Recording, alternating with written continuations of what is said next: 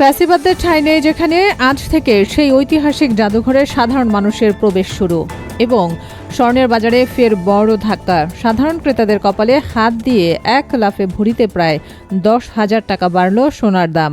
শুনছিলেন শিরোনাম, এবার বিস্তারিত। দরজা খুলল জুলাই গণ অভ্যুত্থান স্মৃতি জাদুঘরের।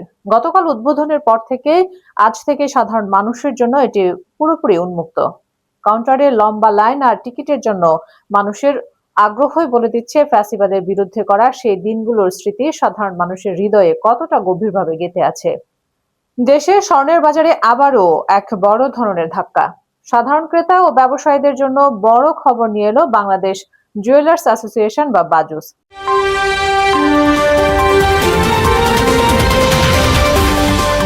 যে ইতিহাস গড়ার পেছনে রয়েছে হাজারো মানুষের রক্ত আর আত্মত্যাগ, সেই স্মৃতিকে আগলে রাখতে আজ থেকে সর্বসাধারণের জন্য খুলে দেয়া হলো জুলাই গণ অভ্যুত্থান স্মৃতি জাদুঘর।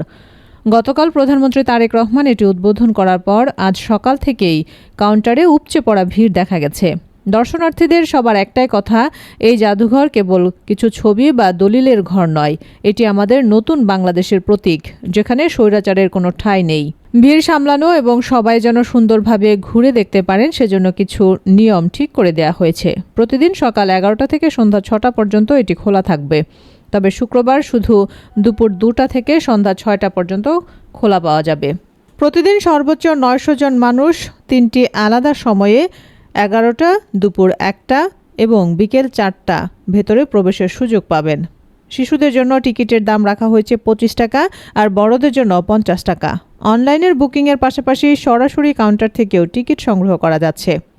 স্থানীয় বাজারে তেজাবি স্বর্ণ বা পিওর গোল্ডের দাম বেড়ে যাওয়ার কারণে সার্বিক পরিস্থিতি বিবেচনা করে ভ্যাট সহ স্বর্ণের নতুন এই দাম নির্ধারণ করেছে বাজুস।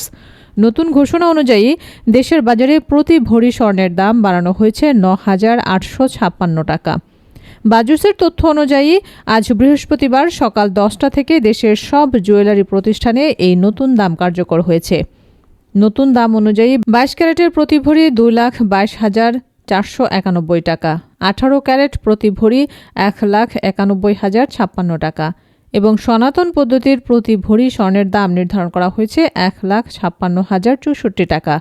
তবে ক্রেতাদের জন্য একটি বিষয় পরিষ্কার করে দিয়েছে বাজুস, অলংকারের ডিজাইন অনুযায়ী মজুরি প্রযোজ্য হবে, আর স্বর্ণালংকার ও রৌপালংকারের বিক্রয় মূল্যের সাথে ভ্যাট যুক্ত থাকায় আলাদাভাবে কোনো ভ্যাট নেওয়া যাবে না। এছাড়া অলংকার এক্সচেঞ্জ বা পারচেজের ক্ষেত্রে আগের নিয়মই বহাল থাকছে।